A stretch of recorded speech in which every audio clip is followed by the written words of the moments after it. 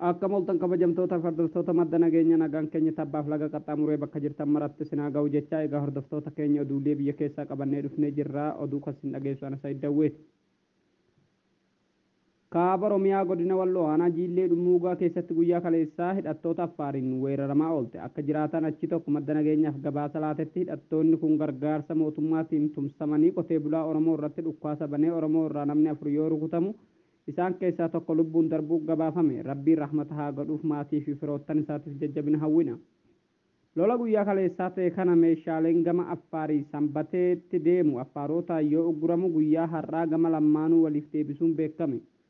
Gama aanaa baateetiinis shiftoonni Affaarii kun Oromoo akka weeraraa jirantu beekame. Lola guyyaa lama dura Oromoo irratti banteen mucaan durbaa umriin ishee 10 taatu rasaasaan miila gubbaa rukutanii madeessanii akka jiran gabaasni nu ga'e ni addeessa.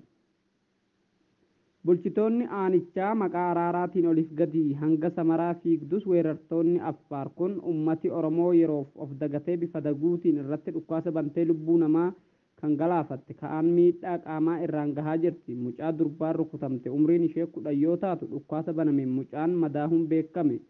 Dabalataan akka gabaafamaa jirutti osoo Oromoo aanaa baatee irratti kun tahaa jiru itti gaafatamaan dhimma nageenya aanaa baatee Sayyoo Adam namni jedhamu Oromoodhaan gadi deemtanii Affaar akka hin tuqne jechuun ummaticha doorsisaa jiraachuu dubbatan. Lola guyyaa lama dura dawaa caffaa ganda goodaattis ta'e sababeeffatuun bulchitoonni aanaa gandicha dhufee ummata walgahii kaawanii doorsisaa akka oolan maddeen keenya madda nageenyaatti himan. Akka maddeen keenya kun jedhutti poolisoota guyyaa 3 dura osoo meeshaa guuranii rukutaman sana abbaa rukute baasaa jedhanii ummata doorsisaa oolan jedhu.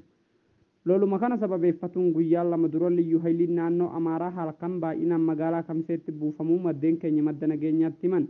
Liyyuu hayliin naannoo Amaaraa kun magaalaa Kamisee fi magaalaa Baatee kan dhuunfatanii jiran yoo ta'u lola guyyaa lama dura dawaa caffaa ganda masrataa keessatti ta'e sababeeffatuun baay'inaan liyyuu hayliin Amaaraa magaalaa Kamisee keessatti buufamaa jiru. Liyyuu hayliin kun diinni isaa ilmaan Oromoo akka ta'ee fi jibbaa jabaa akka Oromoof qaban ilmaan Oromoo humnaan kana keessa dhiibamanii bahan madda nageenyaatti himan. Jara waliin tasuma jiraachuun akka hin danda'amnes jala murree dubbatee jira. Uummanni keenya waan darbeerraa barumsa fudhatuu qaba. Maqaa liyyuu hayliitiin qawween tokko aanaa kamuu keessatti dukkanaan akka waliif tumsitan ergaan siniif darbee jira. Liyyuu haylimti kun halkan edaa magaalaa Kamisee Oosis bakka jedhamutti boombii darbuun waboon nu lolaa jira jechuun uummata akka doorsisaa jiran maddeen keenya madda nageenyaatti himan. Akka maddeen keenya kun jedhutti liyyuu hayliin akka malee Oromoo irratti lola banuu waan fedhee jiruuf uummanni keenya of hin dagatinaa qophaayaa jechuun dhaamsa dabarse. Godina Matakkal aanaa Dibaaxii ganda Caalliyyaa keessatti humni addaa naannoo Amaaraa uffata raayyaa ittisa biyyaa uffachuun manneen uummata Oromoo fi qabeenya keessa jiru hunda waliin barbadeessaa akka jiru miidiyaan garaagaraa gabaasaa jiru. Akka gabaasa kanaatti miidhaan ooyiruu irra gombisaa keessa guutee kaanis kuntaalaan tarraa'ee tattaayuu marti manni kana waliin badeeffamee gubateera jedhan. Humni addaa naannoo Amaaraa daangaa bulchiinsa isaatiin ala deemuun bulchiinsa naannoo Beenishaangul Gumuz seenuun waliigaltee murnaa aangoo federaalaa qabatee jiru waliin godhameen uffata raayyaa ittisa biyyaa akka uffatan taasifame.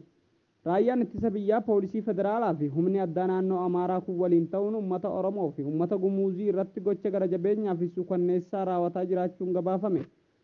Turkiin baqattoota naannoo Tigraay lola baqaaf gara Suudaanitti baqatanii jiraniif manneen 3,300 ijaarsifte. Baqattoonni kunneen balaa beelaa fi rakkoo hamtuu keessummeessaa kan jiran yoo ta'u deeggarsi namoomaa dhaabbilee garaagaraan taasifamaafii jira.